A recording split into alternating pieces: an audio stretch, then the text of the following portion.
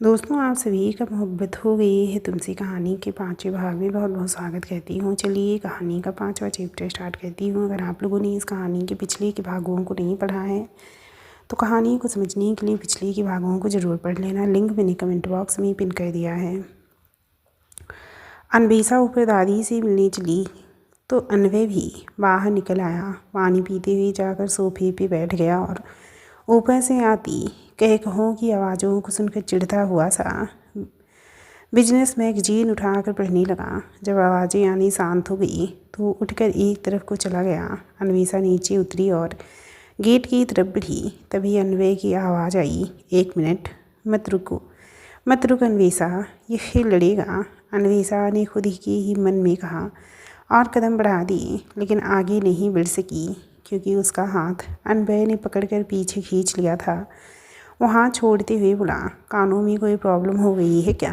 कान सही है मेरी, बस वो आपको नहीं सुनना चाहती। इतना फालतू वक्त है भी नहीं मेरे पास कि आपसे गप्पे लड़ाने बैठूँगा। तो क्या किसी मेडल से नवाजने को रोका है मुझे? अन्वय ने उसकी हथेली पे जंजीर और लॉकेट रखते हुए कहा, मैं भी अपने घर में ऑप्शनल लोगों की चीज़ परमानेंट नहीं रह सकता। और एक सुझाव भी, ऑप्शनल लोगों के घरों में परमानेंट लोगों से जुड़ी चीज़ें नहीं रखनी चाहिए, वरना कहीं ऐसा ना हो कि आपके सो कॉल्ड परमानेंट लोग आपको एक ऑप्शन की तरह ज़िंदगी से निकाल बाहर करें। अन्वेषा मुस्कुराई और बोली, ऐसे दिन कभी नहीं आएंगे, आप निश्चिंत रहें। अन्वय जाने क्यों फिर चिढ़ गया और मन ही मन बोला, इतना भरोसा कैसे? वो फिर भी गंभीरता से बोला, उम्मीद करता हूँ कि हमारे रास्ते अब कभी ना मिले। अन्वेषा चहकते हुए बोली, आपके मुंह में घी शक्कर, पहली बार आपने कोई ऐसी बात कही है जिससे मैं सहमत हूँ। अन्वय ने दांत पे दांत चढ़ा लिए और बोला, खुद को क्या समझती हैं? हाँ, लोग मुझसे मिलने को अपॉइंटमेंट लेते हैं और आप इस तरह का जवाब दे कैसे सकती हैं? ज़्यादा समझदार नहीं समझती खुद को, लेकिन बता दूँ कि ये ना समझी है तो आप मुझसे उलझ रही हैं। अन्वेषा अब हाथ सीने पर बांधते हुए बोली, मैं मौन ही रहती आई थी, लेकिन अब जवाब देना सीख गई हूँ। अपने प्रति हमेशा लापरवाह रही, लेकिन अब सिर्फ अपनी परवाह करती हूँ। समझदार बनकर रहती थी तो ज़माने के हिसाब से चलना पड़ता था, इसीलिए अब ना समझ बनकर अपने हिसाब से चलती हूँ। छोड़ दिया है अब किसी और को खोने का डर, अब सिर्फ खुद को खोने से डरती हूँ। लोगों की नज़र में सही बने रहने के लिए बहुत कुछ किया, लेकिन फिर भी गलत ही रही, तो अब उनकी नज़र में गलत ही बनकर रहना है। इस तरह कम से कम खुद की नज़र में तो सही रहती हूँ। लोगों के लिए जीती थी तो उन्होंने हर कदम रुलाया, इसीलिए अब अपने लिए जीकर उन्हें अपनी हंसी से असहनीय चुभन देती हूँ। रिश्ते संभालने में अक्सर औरतें खुद को संभालना भूल जाती हैं। मेरे साथ भी यही हुआ, लेकिन आँख तब खुली जब कोई रिश्ता ही अपना नहीं निकला। तब से सिर्फ खुद को संभालना सीख लिया, छोड़ दिया रिश्तों को। लोगों को तवज्जो देते देते कब हम उन्हें ख़ास बना देते हैं, ये हमें तब पता चलता है जब वो हमें आसानी से उपलब्ध आम चीज़ समझ लेते हैं। उन्हें यह एहसास कराना बहुत ज़रूरी है कि हम आसानी से उपलब्ध वस्तु नहीं हैं, हम भी उतनी ही ख़ास हैं जितनी वो। मैंने खुद को तवज्जो देकर अपने आप को ख़ास बनाया है और उन तमाम लोगों की हैसियत को आम कर दिया है। अन्वय भी जेब में हाथ रखते हुए बोला, खुद को खास मान लेने से बाकी लोग आम नहीं हो जाते। हाँ, अगर मन के वहम से खुश होना हो तो और बात है, जा सकती हैं आप। कहते हुए अन्वय अंदर चला गया। अन्वेषा भी बाहर निकल गई। अन्वय अंदर आकर शीशे के सामने खड़ा हो गया और बाल स्ट्रेट करते हुए खुद को देखने लगा। मेरे दीदार करने को उसकी आंखें नहीं मचलती, उसके कान मेरी बात नहीं सुनना चाहते, पैर एक कदम मेरे साथ चलने को तैयार नहीं। इतना कमतर क्यों हूँ मैं उसकी नज़रों में? मेरे दिमाग में जैसे उसे लेकर इतने सारे अनकही प्रश्न उठते हैं। क्या कभी उसकी भी मन में उठते हैं?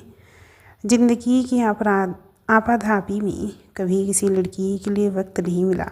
ये अचानक ही चली आई और आते ही सब बिगाड़ कर रख दिया है। कायदे से कोई रिश्ता ही नहीं, ढंग से जानता तक नहीं उसे, लेकिन फिर भी दिमाग में उथल पुथल मचा हुआ है। सारा सुकून स्वाहा हो गया। अनबह ने अपनी जुल्फ़ों को हाथ मार कर फैला दिया और खिड़की पर चला गया। भारती देवी तभी कमरे में आते हुए बोली, चेहरे पे गुस्से का भाव लाकर आंखों में छलकता हुआ प्यार छिपाना चाहती हैं आप?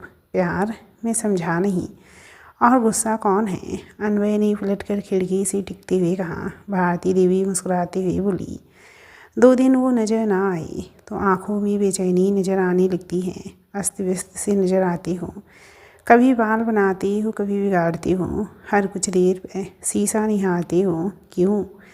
कम ऑन दादी, हर बात को उससे जोड़ना बंद कीजिए। अब मैं अपने लुक पर भी ध्यान नहीं दे सकता क्या? अनवय ने चिढ़ते हुए कहा। भारती देवी ने तुरंत से चुप कराते हुए कहा, बात मत बनाओ। उसके नज़रिए से खुद को देखने की कोशिश करते हो। मैं बताती हूँ ना, लुक में कोई कमी नहीं है, एटीट्यूड में कमी है। व्याकुल व्याकुल सी आँखें और अधीर मन के लिए घर में इधर उधर चहलकदमी करने से अच्छा है कि उससे ढंग से साधारण सी बात ही कर लिया करो। दादी बस भी कीजिए ना, हर वक्त उसकी बातें क्यों? आप जानती क्या है उसके बारे में? तो आप क्या जानते हैं उसके बारे में? कुछ नहीं जानता, लेकिन इतना जानता हूँ कि उसकी ज़िंदगी में कोई है। उसे ज़बरदस्ती मुझ पर थोपने की कोशिश मत कीजिए, फालतू ख्वाब सजाएंगी और बाद में मुँह लटका लेंगी। किसने कहा कि उसकी ज़िंदगी में कोई है? मैं कह रहा हूँ, इतना काफ़ी नहीं है। नहीं तो अपने ख्याल अपने तक रखिए, मुझे मत घसीटिए उनमें। फिर भी इतना कहूँगा कि उसके बारे में मत सोचिए, हम दोनों के लिए अच्छा होगा यथार्थ के धरातल पर ही रहना चाहिए। किसी अंतहीन इंतज़ार से अच्छा है उस सफ़र पर निकला ही ना जाए। अनवय आगे बढ़ते हुए बोला, आइए नीचे, आज आपको अपने हाथों से कुछ स्पेशल बना कर खिलाता हूँ। अनवय नीचे चला गया तो भारती देवी सोच में पड़ गई, क्या ये सही कह रहा है? उसकी ज़िंदगी में कोई है या फिर ये भी खुद ही एग्ज्यूम कर लिया है? कोई फैक्ट है या नहीं इस बात के पीछे? भारती देवी सोच में डूबी नीचे उतर आई और डाइनिंग टेबल के सामने चेयर पर बैठ गई। अनवय किचन में लगा हुआ था। भारती देवी उसे देखते हुए सोचने लगी, मैं गलत नहीं हो सकती, ये माने या ना माने, पर अनवय में बदलाव तो आ रहे हैं। उस लड़की का असर इस पे हो रहा है। अनवय नूडल्स बना कर ले आया और दादी के आगे बाउल रखते हुए बोला, खाइए अपने पोते के हाथ का गर्मा गर्म नूडल। दादी और अनवय दोनों खाने लगी तो अनवय ख़त्म कहते हुए बोला, अब निकल रहा हूँ, एक बिजनेस मीटिंग है, शायद रात में ही आऊँ। भारती देवी मुस्कुरा दी और बोली, ऐसे ही तरक्की करो। अनवय तैयार होने चला गया। उधर आज अन्वेषा अपने वादे के मुताबिक असीम को लेकर होटल पहुंची। कुछ दूरी पर ही एक गुब्बारे वाला नज़र आ गया तो अन्वेषा ने असीम की ललचाई नज़रों को देखते हुए एक गुब्बारा दिलाने का फैसला किया। वो असीम को लेकर आगे बढ़ गई और गुब्बारा दिलाने के लिए पैसे निकालने लगी। असीम का हाथ असीम का हाथ उसने छोड़ दिया था। तभी असीम के हाथ से गुब्बारा छूट गया तो वो अन्वेषा से कहे बिना ही उसे पकड़ने को दौड़ गया। अन्वेषा पैसे देकर मुड़ी तो असीम को वहाँ न देख कर जी सन्न रह गया। उसने इधर उधर देखा तो आँख में आंसू भरी असीम नजर आया, लेकिन उसकी तरफ एक आवारा सांड बढ़ रहा था। अन्वेषा बिना कुछ सोचे समझे उसकी तरफ दौड़ गई और साथ ही चिल्लाई, बेबी मेरी तरफ आओ, भागो वहाँ से। असीम को दूर होने की वजह से कुछ समझ नहीं आया। उसकी नज़र अभी भी आसमान की तरफ चली गई।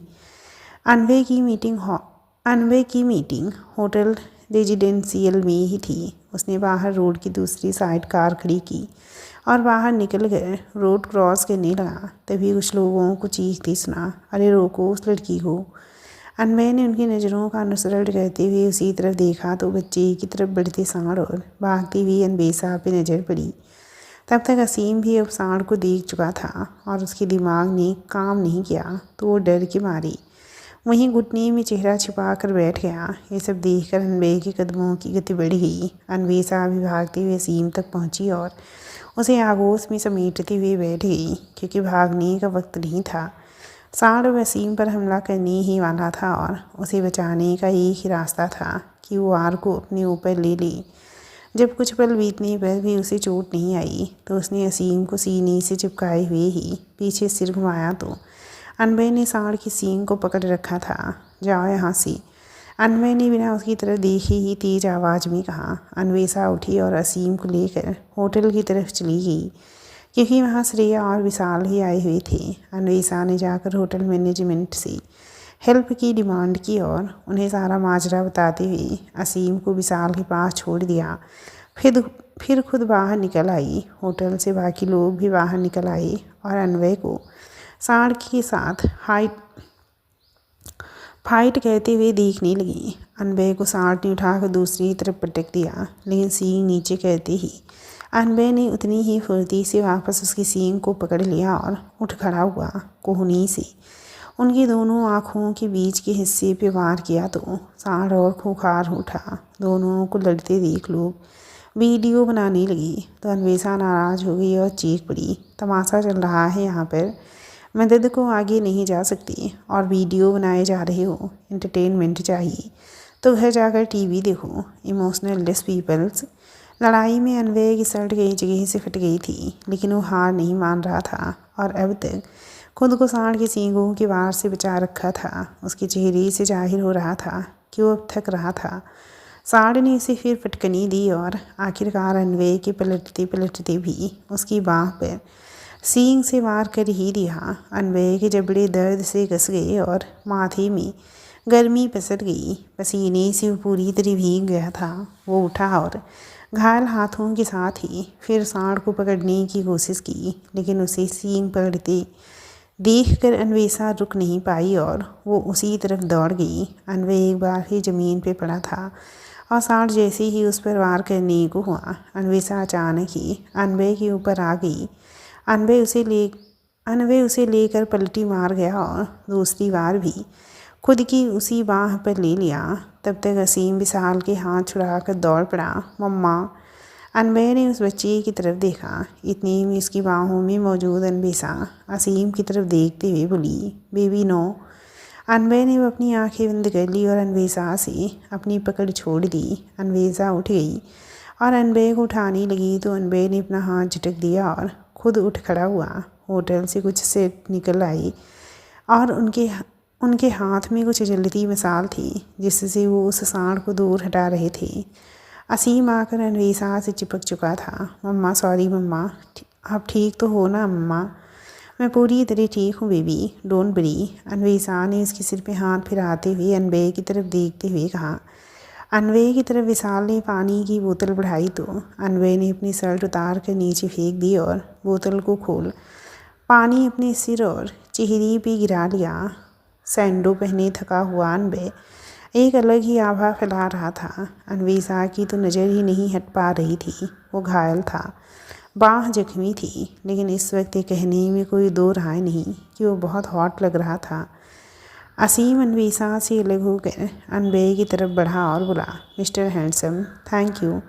आप तो माचो मैन हो, मुझे बड़े होकर आप जैसा ही बनना है। मैं भी सबसे लड़ जाऊंगा अपनी मम्मा के लिए। अपनी मम्मा के लिए सुनकर अनवय की लंबी मुस्कुराहट हल्की हो गई और उसने असीम के सिर पे हाथ रखते हुए कहा, आई विश आप मेरी तरह बने, लेकिन अब आपकी मम्मा शायद ये ना चाहें आप वैसा बनना जैसा वो चाहें। आपसे बहुत प्यार करती हैं। अनवय के साथी बिजनेसमैन भी वहाँ आ चुके थे। अनवय ने उनकी तरफ देखते हुए कहा, घर पर पहुँची वहीं कहते हैं मीटिंग। सब उसकी तारीफ़ करते हुए अपनी अपनी गाड़ियों में बैठ गए तो अनवय ने एक बोतल को होठों से लगा लिया और पानी पीने लगा। इतने में अन्वेषा ने आगे बढ़कर अपना स्कार्फ उसके घाव पे बांध दिया तो अनवय ने अपना हाथ खींच लिया और विशाल की तरफ देखकर बोला, विशाल पहुंचकर उन्हें अटेंड करो, तब तक मैं ड्रेसिंग करा के आता हूँ। अन्वेषा ने स्कार्फ ढंग से बांधने के लिए फिर भी उसकी बाह पकड़ ली तो अनवय ने भी उसका हाथ कसकर पकड़ते हुए अपनी कलाई से उसका हाथ हटाते हुए धीरे से कहा, ऐसे काम नहीं करने चाहिए जिनसे दर्द मिले। मुझे भी कंसर्न की आदत नहीं और जहाँ तक मुझे लगता है आपको सुर्खियों में आने की आदत नहीं होगी। ऐसी हरकतों से सुर्खियों में आ जाएंगी और सफाई मुझे पेश करनी पड़ेगी। मेरा तो सुर्खी से कुछ नहीं बिगड़ने वाला, लेकिन आप पर भारी पड़ जाएंगी ऐसी सुर्खियाँ। मुझसे करीब मत करीबी मत बढ़ाना, दूर रहती आई हो तो दूर ही रहो मुझसे। अनबन भौहों और नज़रों में एक ठंडक भरी चुभन थी। उसने अपने निचले होंठ के गोरों को एक तरफ से दबाया हुआ था, जिससे साफ जाहिर था कि वो बेहद गुस्से में है। उसने अनवेसा के हाथ को अपनी मजबूत मुट्ठी से आज़ाद कर दिया और अपनी कार की तरफ बढ़ गया। अनवेसा अपनी कलाई को सहलाने लगी। अनबन ने आज कुछ ज़्यादा ही कठोरता से उसकी कलाई को पकड़ा था। पल भर को लगा कि वो स्थान सुन्न हो गया है। अनबन हॉस्पिटल चला गया और उसे रखे हुए स्कार्फ को घुमाने लगा। मम्मा, उसके कानों में इस शब्द से चुभन हो रही थी। वो अपने दांत जमाए हुए घर के लिए निकल गया। अनबन की फ़ोटोज़ और वीडियो सोशल साइट पे वायरल हो गई थी। सब उसकी फ़ैन बने जा रहे थे। भारती देवी तक भी खबर पहुंच गई थी। अनबन जैसे ही घर आया, भारती देवी उसे पकड़ते हुए बोली, कहाँ चोट लगी है बच्ची? क्या ज़रूरत थी सांड से भिड़ने की? मैं ठीक हूँ दादी, और ज़रूरत थी, वरना मुझे रोड पे हीरोगिरी दिखाने का कोई शौक़ नहीं है। मैं मालिश कर दूँ? दर्द हो रहा होगा ना? नहीं, ठीक हूँ मैं, मीटिंग करने जा रहा हूँ। अनबन बाहर वाले रूम में चला गया। वो मीटिंग करने लगा तो विशाल बाहर आ गया। भारती देवी ने उससे जानकारी ली तो उसने सब कह सुनाया। भारती देवी को अनबन की चोटों का दुख था, लेकिन ये सब अनवेसा के लिए किया, इस बात से खुशी भी हुई। अनबन आज गुप्ता जी, रॉय जी और सिंह जी और सक्सेना जी को छोड़ ही नहीं रहा था। वो गुस्से में था और मीटिंग को आगे बढ़ाए चला जा रहा था। आखिर में जब हिम्मत जवाब दी गई और सांड के सख्त फाइटिंग में पूरा बल आजमाने की वजह से अब शरीर का जोड़ जोड़ दर्द करने लगा, तो उसने उन्हें छोड़ दिया। अनबन जाकर अपने कमरे में लेट गया। शरीर और जख्म में बेहिसाब दर्द हो ही रहा था, लेकिन मन भी कम व्यथित नहीं था। मम्मा शब्द फिर उसके दिमाग में आ ठहरा, तो उसने तकिया उठाकर अपने मुंह पे रख लिया और बोला, उस बच्चे ने उल्का पिंड को मम्मा कहा, तो मुझे क्यों तकलीफ़ हो रही है? नहीं, कुछ नहीं हुआ है मुझे, कोई तकलीफ़ नहीं है किसी की वजह से, दर्द की वजह से शायद कुछ समझ नहीं पा रहा हूँ, बेवजह दिमाग उलझा रहा हूँ अपना।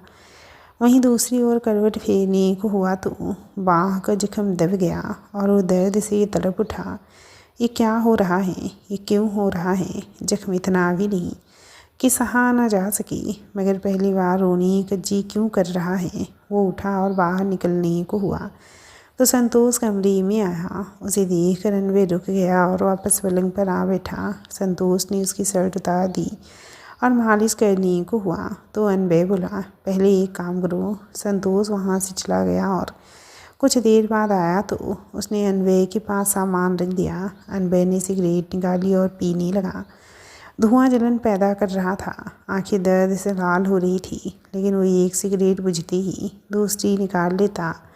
आखिर में जब वो 5वीं सिगरेट निकालने को हुआ तो संतोष ने उसे टोक दिया, माफ़ कीजिए साहब, लेकिन अब बस कीजिए, दादी साहब आ जाएंगी तो मुश्किल में पड़ जाएंगे हम। अनबन ने हाथ रोक दिया और आंखें बंद कर ली। मालिश से कुछ आराम मिला तो नींद आँखों को घेरने लगी।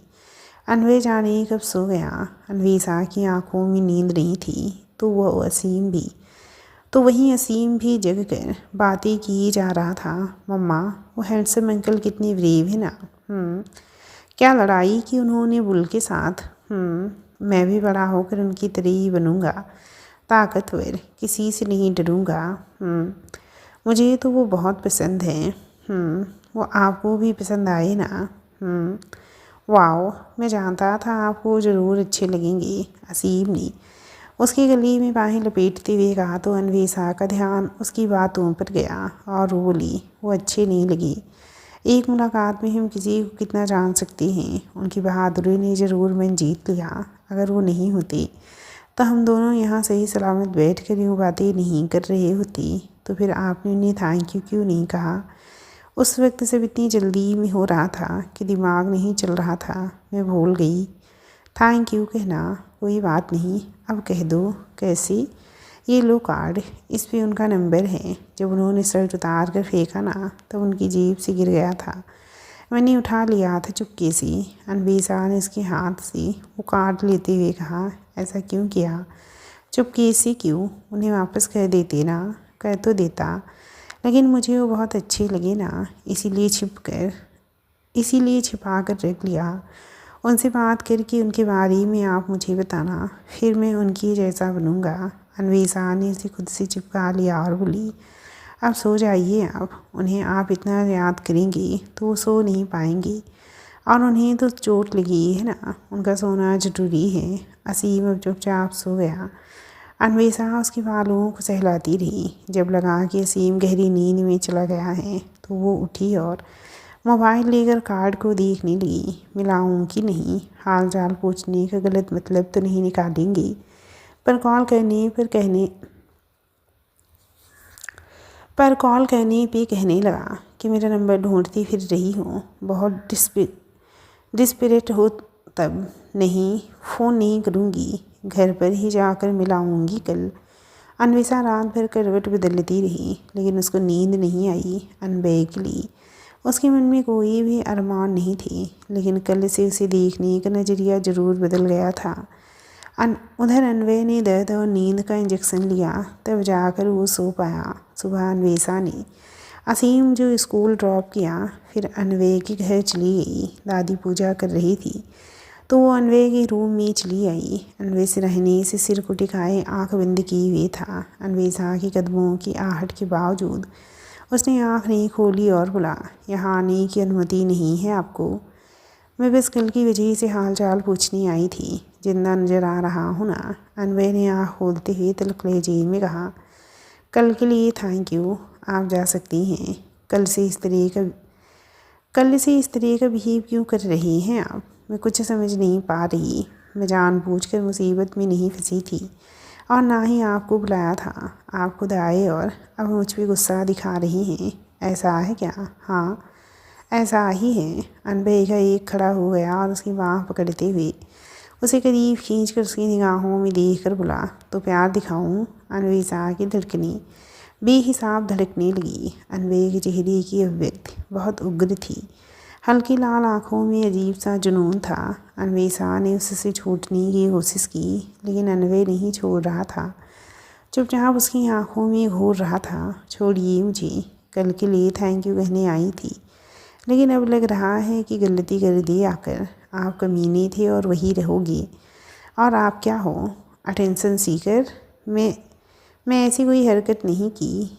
अनवे अब नाराज़गी से हंसा और उसे छोड़कर हटते हुए बोला, एक बच्चे की माँ को किसी गैर मर्द के गुस्से या नाराज़गी से कोई फ़र्क नहीं पड़ना चाहिए, लेकिन उसे फ़र्क पड़ रहा है और वो बाकायदा शिकायत भी कर रही है। अन्वेषा ने अब नाराज़गी से कहा, आप बात को गलत दिशा में मोड़ रहे हैं। मैं गलत नहीं हूँ, गलत आप हो जो है उसे छोड़कर गैर मर्द से प्रभावित हो रही हो। छी, निहायत ही घटिया आदमी हैं आप। ना तो मैं किसी से प्रभावित हो रही हूँ और ना ही मेरी ज़िंदगी में किसी के प्यार की कोई जगह है। आपसे ज़िंदगी में दोबारा कभी नहीं मिलना चाहूँगी मैं, कभी नहीं। अन्वेषा तेज कदमों से बाहर चली गई तो अनबे सब सामान इधर उधर फेंकते हुए आंखें बंद करके बैठ गया। दादी दोनों की लड़ाई सुन चुकी थी और अब उसके पास बैठते हुए बोली, खुद में घुलते रहते हो और उसे भी परेशान करते हो। वो चाहत बन गई है सिर्फ इसलिए उसे तीखे लफ्ज़ों से आहत करते रहते हो। क्यों? वो तो नहीं कहने आई थी कि उसे तमन्ना बना लो अपनी। खुद चुना तुमने उसे, और जब चुना ही है तो उसे अपनाने में संकोच कैसा? दादी आज नहीं प्लीज़। और उसकी बात तो बिल्कुल नहीं। वो शादीशुदा है, उसका एक बेटा है। आप बेवजह ख्वाब देखती रही हैं और मुझे भी इन्वॉल्व करती रही, लेकिन बस अब और नहीं। वो कभी सिंदूर नहीं लगाती। तुम्हें कोई गलतफहमी हुई होगी, दादी ने कहा। मुझे कोई गलतफहमी नहीं हुई है दादी, अपनी आँखों से देखा है और सुना है। अगर वो मैरिड है तो रहे ना मैरिड की तरह। इस तरह क्यों रहती है? ताकि आपकी तरह कुंवारों के घर वाले उसकी दीवानी हो सकें। अनवे अपनी जबान काबू में रखो। हो सकता है ना कि विधवा हो, इसीलिए इस तरह साधारण सी रहती है। मुझसे तो इस तरह की बातें कह ली, लेकिन उससे ऐसे लफ्ज़ों में बात मत कहना, वरना मुझसे बुरा कोई नहीं होगा। क्या हो सकता है क्या नहीं, मुझे कोई मतलब नहीं। आपकी नज़रों में मैं उसके बारे में कुछ नहीं जानता हूँ, तो मैं कहता हूँ कि कुछ नहीं जानना कुछ नहीं। भारती देवी उसे गुस्से में देखकर कमरे से बाहर चली गई। अनवय ने अपना सिर पकड़ लिया। क्यों ना चाहते हुए भी ये सब हो रहा है? क्यों मेरी ज़िंदगी का सुकून जा रहा है? क्यों उस पर अधिकार जमाने को जी चाह रहा है? क्या हो गया? अगर वो किसी की पत्नी है, माँ है, तो मेरी मेरी है भी कौन वो, जो उससे सफाई मांगूं या मन में कड़वाहट रखूं? किस बात की तड़प, कैसी बदहवासी? क्यों अपने दायरे में नहीं रह पा रहा हूँ मैं? उसे इतना जलील करने का क्या हक? लेकिन मजबूर भी तो उसी ने किया है। हाँ, गलत है, वो गलत है। अन्वेषा ऑफिस चली गई और सोचते हुए बोली, सन की आदमी है, सन की, सांड से कम नहीं। कब शांत है, कब हमला कर देगा कोई नहीं जानता। बेवजह लड़ने के मौके तलाश लेता है। बदतमीज, घटिया करूँ, बड़ा आया प्यार दिखाऊं, इसी के प्यार की भूखी हूँ जैसे मैं। खुद को समझता क्या है आखिर ये? इतनी घटिया बातें कह कैसे सकता है? तेजाब भी खाता पीता और मुंह से भी वही उगलता है। सामने वाले को बातों से जला कर रख दे। इसका बस चले तो आकर कहे कि चलो जी भर कर लड़ते हैं। हैंडसम होगा तो अपने लिए, मेरे लिए तो हैंडपंप के बराबर भी ज़रूरी नहीं। भारती देवी भी आजकल अन्वेषा के बारे में सोचती रहती थी। जानना तो उन्हें सब कुछ था, लेकिन वो उससे फ़ोन पे ये सब बातें नहीं करना चाहती थी। अनबे को खुद में घुलता हुआ वो और नहीं देख पा रही थी। उसका स्वभाव बहुत चिड़चिड़ा हो गया था और उदास था, लेकिन फिर भी खुद को ठीक होने की तसल्ली देता रहता था। भारती देवी जानती थी कि मन से अनवे खुद से ज़्यादा अन्वेषा के पास है, लेकिन तन से वो जाने को राजी नहीं था। उसके बारे में सोचना मंजूर था, लेकिन किसी से कहकर उसके बारे में पता लगवाना नहीं। उसकी बेचैन नज़रों में अभी उदासी ने घर कर लिया था। बहुत उलझा लिया था उसने खुद को खुद ही। भारती देवी सारी उलझन सुलझाना चाहती थी और इसीलिए अनवय की हालत ठीक होती ही कुछ रोज़ बाद उन्होंने अपनी चाल को अंजाम देने का सोचा। अनवय पूरी तरह ठीक हो चुका था, लेकिन भारती देवी अचानक ही बीमार पड़ गई। उन्हें उल्टी दस्त होने लगी और वो दिन ब दिन कमज़ोर होने लगी। अनवय ने डॉक्टर्स को उनके पीछे लगा दिया था, खुद भी उनकी देख रेख करता, लेकिन कोई असर नहीं हो रहा था। डॉक्टर का कहना था कि किसी चिंता से इनकी हालत हुई जा रही है और चिंता दूर होने पर ही हालत में सुधार संभव है। अनवय एक रोज़ उनके पास जा बैठा और बोला, क्या चिंता है आपको? सब कुछ है आपके पास, फिर क्यों खुद को परेशान कर रही हैं? अन्वेषा को ले आओ। भारती देवी ने कमज़ोर सी आवाज़ में कहा। दादी, कैसे बात कर रही हैं आप? अनवय खड़ा होते हुए तलखी से बोला कि टेकर के रूप में वो ख्याल रखेगी तो मैं ठीक हो जाऊंगी। वो नहीं आएगी। अनवय कड़े शब्दों में बोला, जो बातें आपने उससे कही हैं वो क्यों आएगी? तो फिर आप जाएंगी और उसे कायदे से लेकर आएंगे। मैं और उसके पास कभी नहीं। देखते हैं कि आप अपने एटीट्यूड से ज़्यादा प्यार है या दादी से। ऑफकोर्स आपसे है दादी, लेकिन उसके पास मैं नहीं जाऊंगा। मैं क्यों झुकूं उसके आगे? इससे पहले कि ना झुकने का मलाल रह जाए। संभल जाइए आप, भारती देवी ने कहा और चुप हो गई। अनवय वहाँ से हट गया और कमरे में चला आया। उसे तो मैं छोड़ूंगा नहीं। जाने क्या जादू चलाया है दादी पर, पागल हो गई है उसके पीछे। पागल तो मुझे भी कह दिया है, फिर भी मैं अपनी दहलीज जानता हूँ जो किसी और की सब कुछ है। वो यहाँ की कुछ भी नहीं हो सकती, ना दोस्त ना प्यार, कुछ नहीं। दादी समझ क्यों नहीं रही? शायद इसीलिए कहते हैं बूढ़े और बच्चे एक समान होते हैं। इन्होंने तो अन्वेषा की जिद ऐसे पकड़ ली है जैसे उसके बिना इनकी ज़िंदगी में कुछ बचा ही नहीं है। एक पल के लिए मैं भी कुछ भी नहीं भूल सकता। उसे क्यों लाऊं इस घर में जो पहले ही किसी के साथ बटी हुई है? ये बातें, ये जज्बात कोई मायने नहीं रखते उसके लिए। उसे जिसका होना था वो हो चुकी है। दादी को समझना ही होगा। अनवय काम पर चला गया। कुछ रोज़ और बीते, लेकिन भारती देवी की हालत जरा भी नहीं सुधरी, तो अनवय को हार माननी पड़ी। संडे का दिन था। वो फ़ोन पर विशाल से बात करते हुए अन्वेषा के घर की जानकारी ले रहा था। तभी कोई कार के आगे आ गया तो उसने झट से ब्रेक लगाया और बाहर आया। Are you okay?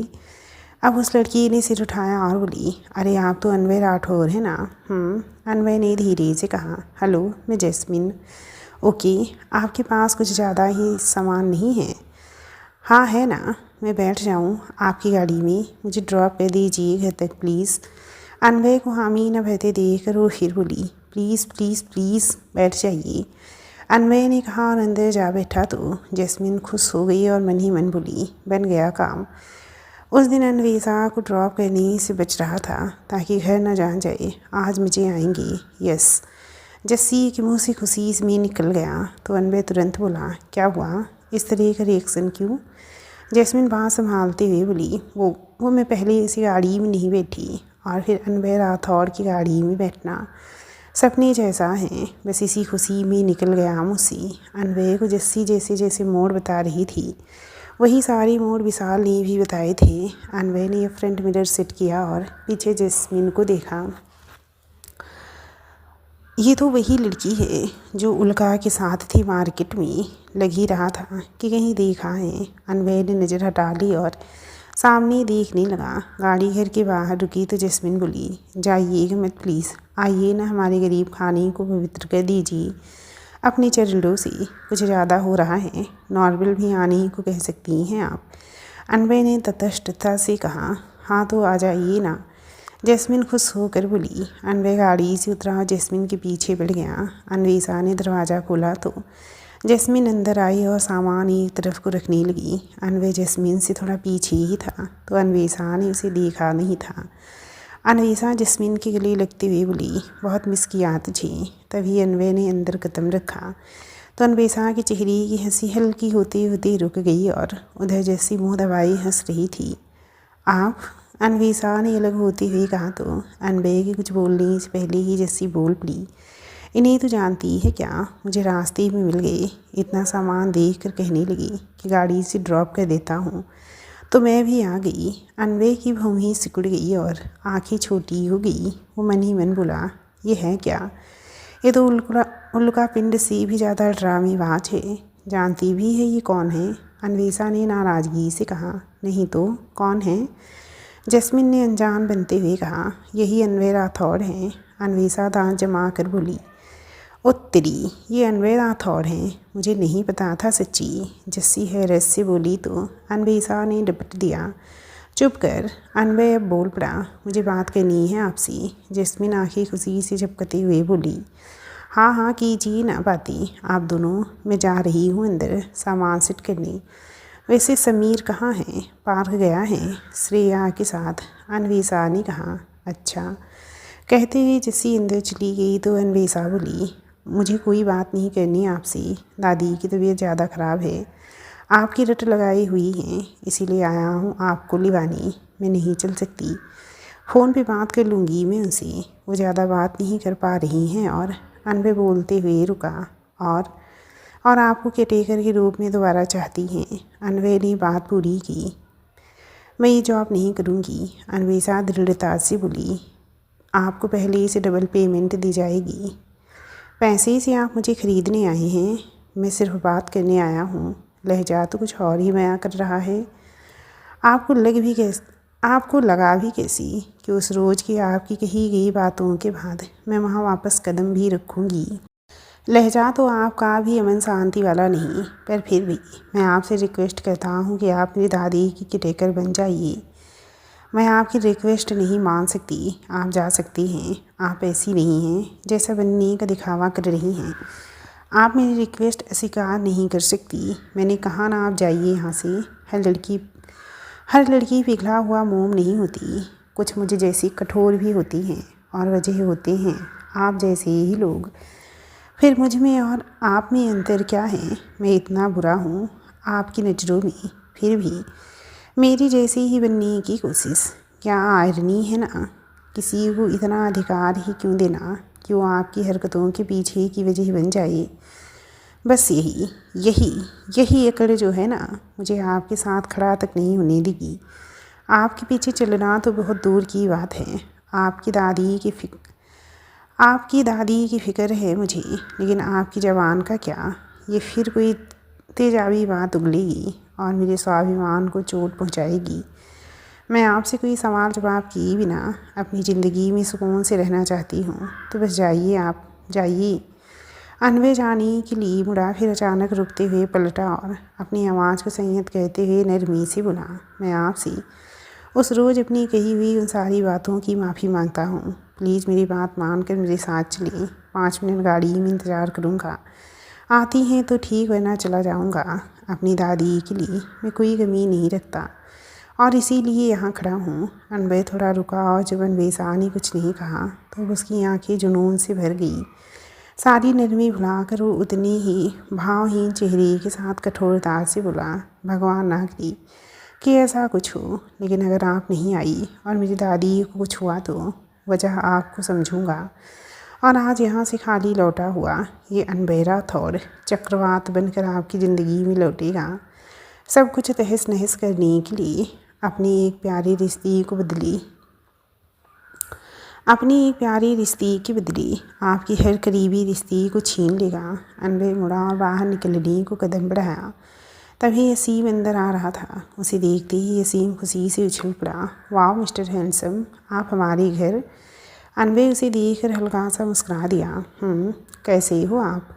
मैं तो अच्छा ही हूँ। आपको यहाँ देखकर बहुत अच्छा लगा। मम्मा से मिले आप? हाँ, उनसे ही मिलने आया था। सच में? वो खुशी से चमकते चेहरे के साथ बोला, हाँ, आज संडे है तो आप उन्हें कहीं घुमाने ले जाने आए हैं क्या, जैसे टीवी में होता है?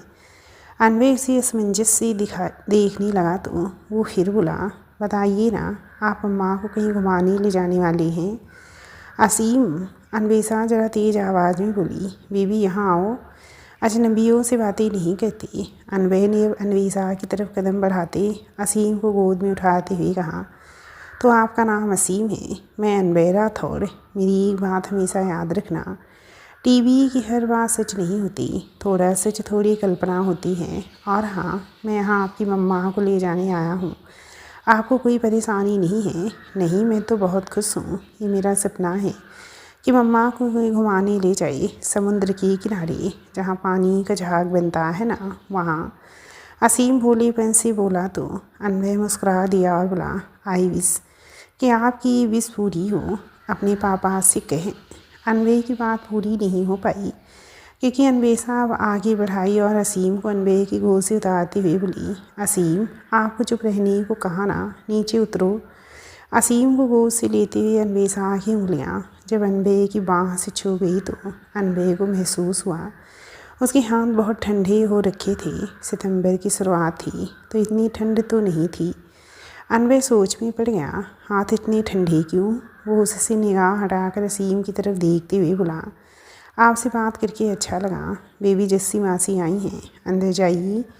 अनवेसा ने उसका ध्यान भटकाया तो असीम खुशी से अंदर भाग गया। अनवेसा भी जाने को मुड़ी, तभी अनवे की आवाज़ कानों में पड़ी, याद रहे 5 मिनट के लिए बाहर रुका हूँ। अनवेसा ने कुछ नहीं कहा, चुपचाप अंदर चली गई तो अनवे बाहर निकल गया। वो जाकर गाड़ी में बैठ गया और घड़ी देखने लगा। उधर जैस्मीन असीम को टॉय और खाने पीने की चीज़ों में उलझा कर झट से अनवेसा को बाहर वाले कमरे में खींच ले गई।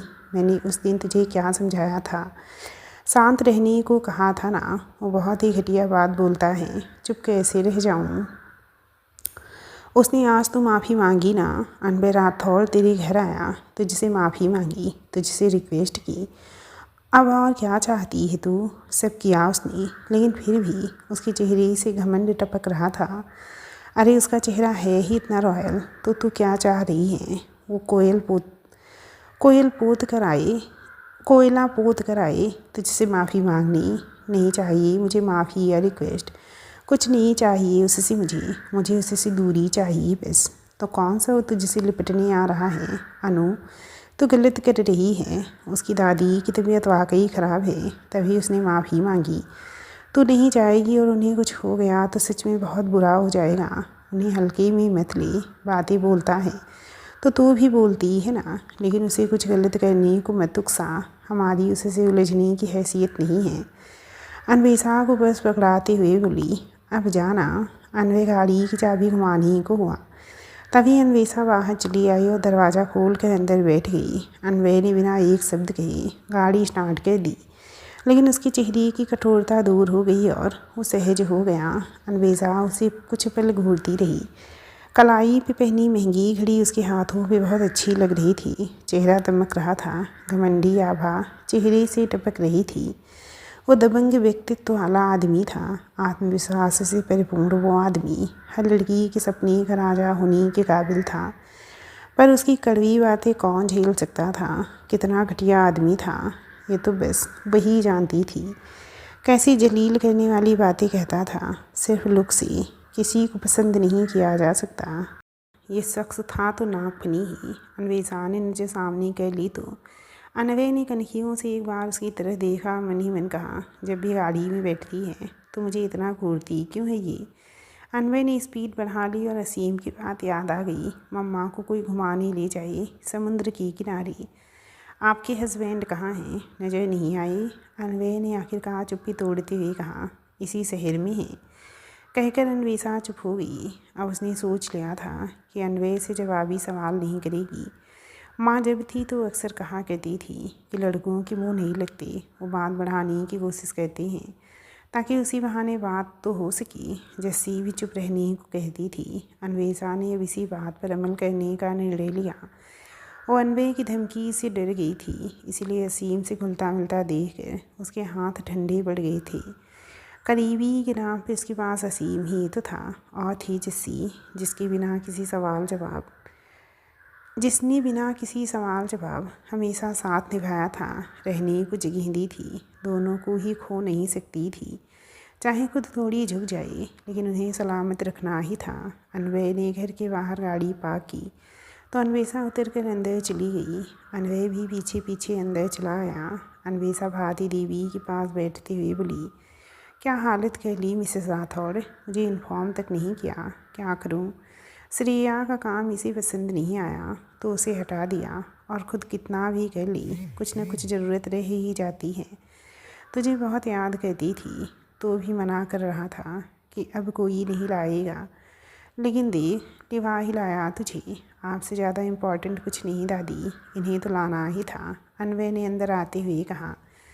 धमकाया तो नहीं न तुझे इस दुष्ट ने?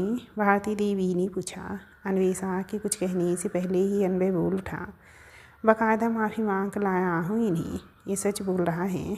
भारती देवी हैरानी से बोली, जी इन्होंने माफ़ी मांगी मुझसे। अन्वेषा ने शांति से कहा और उठकर जाते हुए बोली, सूप बना कर आती हूँ, आपको कुछ दिन में ही ठीक कर दूँगी। अनवय भी खड़ा होते हुए बोला, मैं भी चेंज कर लूँ। भारती देवी उनके जाते ही मुस्कुरा उठी। तरकीब काम कर गई। माफ़ी भी मांग ली अनवय ने, और अन्वेषा दोबारा आ ही गई। अन्वेषा के बारे में सब जान लूँ तो इस बार इन दोनों को दूर नहीं होने दूंगी। अनवय जब चेंज करते हुए शीशे के सामने खड़ा हुआ तो उसे असीम की याद आ गई। अनवय की तरह ही बढ़े हुए बालों वाला वो बच्चा बहुत प्यारा था। उसकी हंसी बहुत दिलकश थी। करीने से सजे छोटे छोटे दांत उसकी हंसी को और खूबसूरत बना देते। बातें भी उतनी ही मासूमियत भरी। अन्वेषा सूप बनाकर मुड़ी तो पानी की बोतल लेकर मुड़ते अनवय से टकरा गई। उसके कुछ बोलने से पहले ही वो बोल पड़ी, सॉरी सर। अन्वेषा आगे चली गई और मन ही मन बोली, तुम्हें अब कोई मौका नहीं दूंगी खुद से लड़ने का, कोई ताल्लुक़ नहीं रखना तुमसे, झगड़े का भी नहीं। इधर अनवय हैरान सा खड़ा एकटक उसी दिशा में देखता रह गया। सॉरी कहा इसने, कोई बहस नहीं बल्कि सॉरी। तबीयत तो ठीक है ना इसकी? अनवय अपने कमरे में चला आया और ख़ुद को समझाया, बस सोचो उसके बारे में कुछ, कोई नया पैतरा होगा। दादी कुछ ज़्यादा ही पछ लेती है ना उसका, लेकिन उसका हस्बैंड है, फिर भी वो सबका ध्यान आकर्षित करने के लिए इस तरह रहती है जैसे मैरिड ही ना हो। अटेंशन चाहिए उसे बस। अन्वेषा दादी की सेवा में लगी हुई थी। उसने उनके कपड़े चेंज कराए और खिचड़ी खिलाकर गेस्ट रूम में चली गई। वो कुछ देर आराम करने को लेट गई तो उसे नींद आ गई। अनवय ने उसे नहीं देखा तो लगा कि वो चली गई। वो कुछ देर बाद गेस्ट रूम में आया तो अन्वेषा को सोते देख जाने को हुआ, पर फिर सोचा अच्छा मौका है, डांट सकता हूँ अभी, देखूँ इसका रिएक्शन। अनवय ने उसके सिर के नीचे से अचानक तकिया खींच लिया तो अन्वेषा ने हड़बड़ा कर आँख खोल दी। भूकंप उसके मुंह से निकला, लेकिन सामने अनवय को देखकर वो बैठी और बोली, सॉरी सर। आगे से ऐसा नहीं होगा। वो जाने को हुई तो अनबे ने टोक दिया, ये क्या नया पैतरा है? नहीं सर, गलत थी तो सॉरी कह दिया बस। अन्वेषा चली गई तो अनबे ने हाथ का तकिया बिस्तर पर फेंक दिया और बोला, चाह क्या रही है ये अब? वो और सॉरी पॉसिबल ही नहीं। लगता है जैसे कोई और उसकी जगह प्लास्टिक सर्जरी करवा कर चली आई हो। अन्वेषा पूरा दिन शांत रही। दादी भी एक्टिंग पकड़ में नहीं आने देना चाहती थी, इसीलिए नोटिस करके भी शांत रहती। अन्वेषा ने कुछ नहीं पूछा। काम ख़त्म करके वो शाम को चली गई। अन्वेषा का अब रोज़ का यही हो गया। वो आती और चुपचाप काम करके चली जाती। अनवे कुछ भी बोलता तो पलटकर उसका जवाब नहीं देती और शांत रहती। अनवे बहुत ज़्यादा बौखला उठा था। उसे अन्वेषा की चुप्पी और ज़्यादा पागल कर रही थी। दादी तो धीरे धीरे ठीक हो रही थी। उन्होंने जमाल कोटा पीकर जानबूझकर तबीयत ख़राब की थी ताकि एक्टिंग पकड़ में ना आए और अनवे अपने एहसास कबूल कर सके। लेकिन इधर अन्वेषा की खामोशी का कोई तोड़ नहीं मिल रहा था। अनवे काम में भी रहता था तो अन्वेषा को देख लेने के बाद मन कहीं नहीं ठहरता। अनवे की हर बात का जवाब सॉरी सर ही होता। अनवे उसे देख कर सोचता, इसकी ये खामोश होंठ अब हिलते क्यों नहीं? सारी बहस कहाँ चली गई? हो क्या गया है इसे? ये नई अन्वेषा जरा भी नहीं भा रही। इसकी हर बात को काटने की आदत ही तो इसे बाकी लड़कियों से अलग कहती थी। ये क्यों ऐसी बन गई है? एक रोज़ इसी तरह अन्वेषा काम के लिए निकली थी। आधे रास्ते आई तब तक ऑटो ख़राब हो गया तो दूसरा ऑटो लेने निकल पड़ी। अभी ऑटो का इंतजाम ही कर रही थी कि तभी बलजीत जाने कहाँ से आ गया और अन्वेषा की कुछ समझने से पहले ही उसे गले लगा लिया। अनवे की गाड़ी वहाँ से गुजर रही थी। अन्वेषा को जैसे ही बलजीत ने बाहों में भरा, अनवे का दम घुटने लगा। उसने टाई की नॉट ढीली की, जल्दी से ऊपर के 2-3 बटन खोल दी, लंबी सांस भरने लगा और ड्राइवर को गाड़ी तेज चलाने को कहकर नज़र फेर ली। चेहरा ऐसे बयां कर रहा था मानो आँखों ने कोई अनचाही बात देख ली हो। वो ये नहीं देख पाया कि अन्वेषा ने अगले ही पल बलजीत को खुद से दूर ढकेल दिया और नाखून से उसके चेहरे को चीरते हुए कसकर झन्नाटेदार थप्पड़ रसीद कर दिया। Don't you dare to touch me. वो आँखों से अंगारे बरसाते हुए बोली। बलजीत की आँखों में हवस को साफ देख सकती थी। बलजीत आगे बढ़ते हुए बोला, इतनी भी क्या ओवर एक्टिंग कर रही हो? तुम्हें पहले एक बार देख तो चुका हूँ, तुम्हें छू चुका हूँ, कैसा फ़ायदा फिर मुझसे? उधर कुछ दूर जाकर अनवे ने गाड़ी रुकवाई और बाहर निकल आया। उसका पति होगा ना, करीब तो आएगा ही। हक जो है उसका। मुझे क्यों इतना बुरा लग रहा है? सहन क्यों नहीं हो रहा है ये सब देखना? अचानक ही अनवे की फ़ोन की घंटी बजी तो मन शांत करने के लिए अनवे ने फ़ोन उठा लिया। हेलो। उधर से अनवे का पर्सनल सेक्रेटरी समीर था। ज़्यादातर लेखा जोखा वही देखता था। कुछ रोज़ से छुट्टी लेकर गया हुआ था और आज ही लौटा था। उसने उधर से कुछ कहा तो अनवे के चेहरे की नसें और ज़्यादा तन गई और वो बोला, वो मेरी है, ध्यान रखो उसका। बलजीत को मारती अन्वेषा अंदर से कमज़ोर पड़ रही थी कि तभी बलजीत जैसे ही दुपट्टा संभालती अन्वेषा का हाथ पकड़ने को हुआ, किसी ने उसका हाथ पकड़कर उसे पीछे ढकेल दिया। बीच में से हटो। ये कौन है? जानती भी हो? बलजीत कर्कश आवाज़ में बोला। जानना ही नहीं चाहता। इत्तेफाक ये है कि कोई भी हो, लेकिन औरत के संग बदतमीजी मुझे रास नहीं आती। निकलो यहाँ से। समीर ने दबंग आवाज़ में कहा। बीवी है ये मेरी। होती कौन हो तुम मेरे बीच में आने वाली? कोई नहीं है ये मेरा, कोई रिश्ता नहीं हमारे बीच। अन्वेषा गुस्से और नफरत से बोली। वो बस रोने को एक कोना चाहती थी। समीर ने गाड़ी का लॉक खोलते हुए कहा, मैम आप जाकर गाड़ी में बैठिए प्लीज़। और आप, अगर उन्हें ये पसंद नहीं कि आप उन्हें छुएं तो इस कदर सरी राह उनके करीब जाने का हक नहीं है आपको। समीर अच्छा खासा लंबी कदकाठी का युवक था। बलजीत उसके आगे कहीं नहीं ठहरता था तो वो अन्वेषा को कच्चा खा जाने वाली नज़रों से घूरता हुआ चला गया। अन्वेषा ने समीर को थैंक्स कहा और इधर उधर देखने लगी तो समीर बोला, गाड़ी में बैठिए प्लीज़।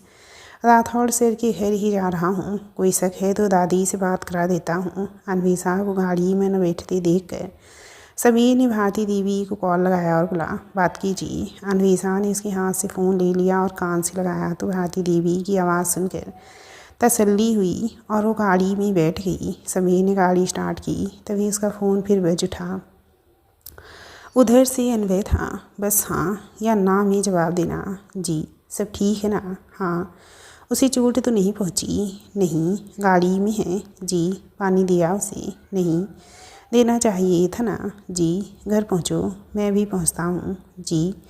1 मिनट, कौन था वो? वो समीर बोल नहीं पा रहा था। पति था ना? अन्वय ने खुद ही कहा। जी कहा तो था उसने, पर इसे तो फ़ौरन रिजेक्ट कर दिया गया ना। मतलब अब कैसे बताऊँ? ये सब सूचना सबके सामने नहीं दे सकता। ठीक है। अन्वय ने फ़ोन काट दिया तो समीर ने भी घर के बाहर आकर गाड़ी रोक दी। अन्वेषा उतर कर अंदर चली गई, किचन में काम करती हुई। बार बार उसकी आंखें धुंधली हुई जा रही थी, सिर्फ इसलिए कि एक बार वो मेरे साथ रात बिता चुका है, वो भी मुझे धोखे से रिश्ते में बांध कर उसे बेशर्म होने का हक मिल गया है। प्यार शब्द के बारे में तो जानती तक नहीं हूँ, लेकिन एक बच्चे की माँ हूँ। सिर्फ किसी के तन छू लेने को प्यार कहते हैं क्या? आखिर किस बात का हक जताने की कोशिश करता है बलजीत? कितनी भी हिम्मत जुटाऊँ, कितनी भी बहादुर बनूँ, लेकिन डर तो है ही कि अगर समीर का सच उसे पता चल गया और समीर को मुझसे दूर कर दिया तो मेरी जीने की वजह ही ख़त्म हो जाएगी। वो तो जानता तक नहीं कि मैं माँ बनी थी और मेरे पास असीम है। अन्वेषा दादी के पास चली गई और खामोश बैठ गई तो भारती देवी ने प्यार से उसके सिर पे हाथ रखा और बोली, कुछ परेशानी है? बताना चाहो तो बता दो, मन हल्का हो जाएगा। अन्वेषा ने बस उनकी गोद में सिर रख दिया और रोने लगी। मैं बिल्कुल भी बहादुर नहीं हूँ, बहुत कमज़ोर हूँ मैं भी, बाकी लड़कियों की तरह मेरा भी रोने का मन करता है। भारती देवी ने इसके सिर पे हाथ रख दिया और बोली, हंसना रोना तो स्वाभाविक सी बात है बच्ची, कमजोरी की निशानी नहीं। रोने का मन हो तो रो लेना चाहिए। अन्वेषा कुछ देर तक रोती रही, फिर उठकर बोली, आप मेरे बारे में कुछ नहीं जानती ना, पर मैं समझ नहीं पाती कि कैसे बताऊँ आपको। रहने दो, जिस दिन दिल राजी हो बता देना। भारती देवी अपने पेन से बोली। अन्वेषा को कदमों की आहट आने लगी तो उठकर झट से बाहर निकल गई। फ़ोन दादी की कमरे में ही छूट गया। अन्वेषा शाम को दादी के लिए फूड तैयार करने लगी तो अन्वय भी किचन में चला गया। वो जानबूझकर उसका रास्ता ब्लॉक करने लगा, जिधर जाती उधर ही वो भी बहाने से हो जाता। तो आखिरकार अन्वेषा बोली, सर साइड होंगे प्लीज़। अन्वय एक तरफ को हो गया, लेकिन जानबूझकर जरा सा पानी फर्श पर चुपके से गिरा दिया। अन्वेषा आज अनमनी थी और इसी वजह से उसका ध्यान नहीं गया और कदम बढ़ाते ही वो फिसल गई तो दिल बेकाबू हो गया। बचने के लिए उसने पास खड़े अन्वय की मजबूत बाँह और नाभि के पास से उसकी शर्ट को थाम लिया। अन्वय ने उसे पकड़कर बचाने की कोशिश तक नहीं की।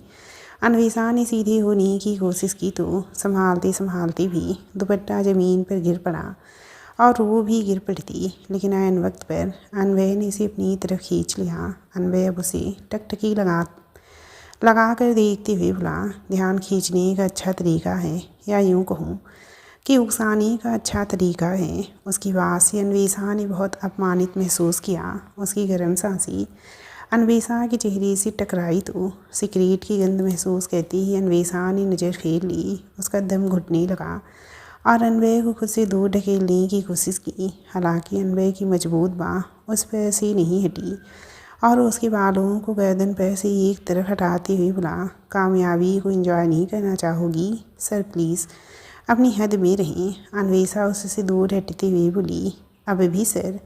मुझे तो लगा था ये फिर पुरानी अन्वेषा की तरह बिहेव करेगी। अन्वय ने मन ही मन कहा और वापस उसकी कलाई पकड़कर अपनी तरफ खींचते हुए बोला, जब ध्यान खींच ही रही हो तो बता दूँ, प्यास यूँ दूर से देखने से नहीं मिटती, गले से उतारा और होठों से छुआ भी जाता है। बस हो गया। अन्वेषा ने बेहद गुस्से में उसे ढकेलते हुए हाथ में चाकू उठा लिया और बोली, आप जो दिखते हैं वो हो नहीं, आप जो ये सफ़ेदी पहन कर घूमते हो उसके पीछे का इंसान गंदे ख्यालों के कीचड़ में सना है। अन्वय हल्की हंसी हंसते हुए बोला, अरे ऐसा भी क्या हो गया, इंसान है तो अरमान तो जागेंगे ही, आप भी कोई अपवाद नहीं। सब प्राकृतिक चीज़ है, अरमान कभी सूखते नहीं, उन्हें दबा दिया जाए ये अलग बात है। सटअप। अन्वेषा उसकी निगाहों में देखते हुए दांत जमा कर बोली, लोगों को तालाब के शांत पानी में कंकड़ मार कर उठती लहरों को देखने का बहुत शौक़ होता है। वही काम आप कर रहे हैं। जब मैं शांत हूँ तो बेमतलब मुझे परेशान करके आप चाहते क्या हैं? जिस दिन से आई हूँ उस दिन से नोटिस कर रही हूँ आपकी हरकतों को, इनफैक्ट बर्दाश्त कर रही हूँ। लेकिन अब चुप रहकर अपनी ज़मीर को और नहीं मार सकती मैं। मुझे कोई बात गलत लगती है तो मैं मुंह पर कहती हूँ। अगर ये ऐब है तो मुझे इस ऐब के साथ ही जीना है, नहीं बनना मुझे लोगों की नज़र में अच्छा। करीब आने की कोशिश भी की तो चाकू चल जाएगा। आपके घर मैं अपना काम करने आती हूँ, इसलिए नहीं कि आपकी नज़रों में आ सकूँ। आपकी नज़रों पर आपका अख्तियार नहीं तो मैं क्या करूँ? आपके जहन पर आपका अख्तियार नहीं तो मैं दोषी क्यों बनूँ? खुद की बेसब्री के लिए आप मेरे साथ बेअदबी नहीं कर सकती। समझें आप, ये इश्क नहीं, ना सही तौहीन करने का भी हक नहीं। फिर अन्वय कर्कश आवाज़ में बोला।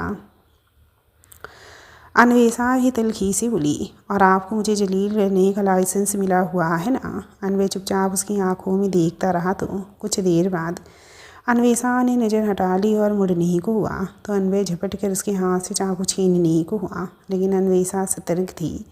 उसने चाकू खींच लिया और इसी दौरान अन्वय की हथेली पे कट लग गया। अन्वेषा ने अब चाकू रख दिया और अन्वय को घूरने लगी। अन्वय भी उसकी आंखों में देखता रहा। अन्वेषा ज़्यादा देर उसकी निगाहों में नहीं देख पाई और नज़र हटा ली तो ही अन्वय उसे देखता रहा। अन्वेषा उसकी नज़र अब बर्दाश्त नहीं कर पा रही थी और वो वहाँ से भागकर पर्स उठाकर चली गई। अन्वय ने अपने हाथों पर पट्टी की और अन्वेषा की कही बातों के बारे में सोचने लगा। बलजीत का उसे गले लगाना दोबारा याद आया तो अन्वय की जबड़ी कस गई। वो नाराज़गी से बोला, सब बिगड़ गया। ना चाहते हुए भी सब बिगड़ गया। मोहब्बत की आग में जलने वालों में मैं था ही नहीं, लेकिन ये जुनून मुझ में तुमने भरा है। तुम्हारी मोहब्बत के अंगारों में मेरा वजूद झुलस कर रह गया है। बहुत गुस्सा आ रहा है, बहुत, लेकिन उससे ज़्यादा खुद पर। मैं हर वक्त उसे खुद से दूर करने में लगा रहता हूँ, लेकिन उससे करीबी अब शायद ही कोई है मेरी ज़िंदगी में। तुमसे इश्क हो गया है, इस बात की वजह से मुझसे ही बेहद शिकायत है। तुम्हारा नंबर तो बाद में आता है अन्वेषा। दुनिया भर की लड़कियों को छोड़ कर क्यों तुम पर ही ये दिल हार गया है? तुम्हारा पति है, बच्चा है, और मैं कोई नहीं। तुम्हें कोई फ़र्क नहीं पड़ता मेरे होने न होने से। कैसे हो गई ये गलती? कब हो गई? नहीं, गलती भी नहीं, गुनाह है किसी और की पत्नी को चाहना, पर मैं ऐसा कर ही नहीं सकता। फिर क्यों हो गया ये? उधर परेशान अन्वेषा पार्क चली गई थी और एक कोने में मैगजीन खोल कर बैठी चुपचाप रोती रही।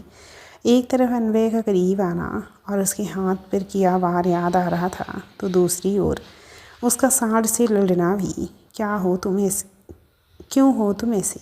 इतने दुश्वार क्यों समझने में?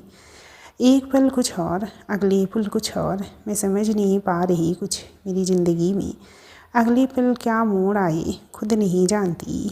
बहुत सी बातों से निपटना है और कोई आसरा नहीं दिखता। तुम्हारे साथ लड़ती भली थी लेकिन सुरक्षित महसूस होता था, पर अब तो आज की बातों और हरकतों के बाद ये भरोसा भी उठ गया। सब मर्द एक जैसे ही हैं। तुम्हें जुल्म करने की जिद है और मुझे जीने की जिद है। हर सांस पर समझौता करूं, ऐसी ज़िंदगी मंजूर नहीं मुझे। अगर मंजूर होता तो आज भी मैं बलजीत के साथ होती। उधर जस्मीन ने फ़ोन किया तो अन्वेषा का फ़ोन भारती देवी के पास था। एक बार उन्होंने नहीं उठाया तो जस्मीन ने दोबारा कॉल किया। इस बार भारती देवी ने उठा लिया और जस्मीन से बात की तो जैस्मिन बोली, फ़ोन छूट गया, लेकिन अन्वेषा तो अब तक घर भी नहीं आई है। भारती देवी घबरा गई और अन्वय को आवाज़ दिया। खुद से जूझता अन्वय बाहर नहीं आया तो दादी ही चली आई। आपको बुला रही हूँ तो समझ नहीं आता। क्या हुआ दादी? तबीयत अच्छी नहीं लग रही, इसीलिए नहीं आ रहा था।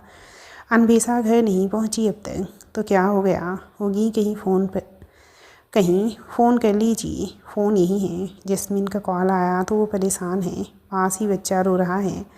अनवय ने सुनते ही तुरंत उठ खड़ा हुआ और फ़ोन और रिवॉल्वर जेब में रखते हुए समीर को भी गेस्ट रूम से उठा लाया और बोला, जा घर जा, उसकी फ़ोन देने के बहाने ही संभालना उनको, तब तक मैं ढूंढ लूँगा उसे। विशाल से बात कर लेना, रास्ता बता देगा। और उस लड़की जैस्मिन का फ़ोन आए तो पूछना कि परेशान होने पर वो कहाँ जाती है। दादी टेंशन मत लो, तबीयत ख़राब हो जाएगी आपकी, मैं पता लगाता हूँ ना। वो रो रही थी। आज आई तो परेशान थी बच्ची। दादी चिंतित सी बोली, तो आप क्यों परेशान हो? जानती हो ना, कह दिया है तो कहीं से भी ढूंढ निकालूंगा। अनवय गाड़ी में बैठा। अन्वेषा की याद आई तो उसने स्ट्रेस दूर करने के लिए सॉन्ग ऑन कर दिया। कहता है पल पल तुमसे हो के दिल ये दीवाना, एक पल भी जाने जाना मुझसे दूर नहीं जाना, प्यार किया तो निभाना, प्यार किया तो निभाना।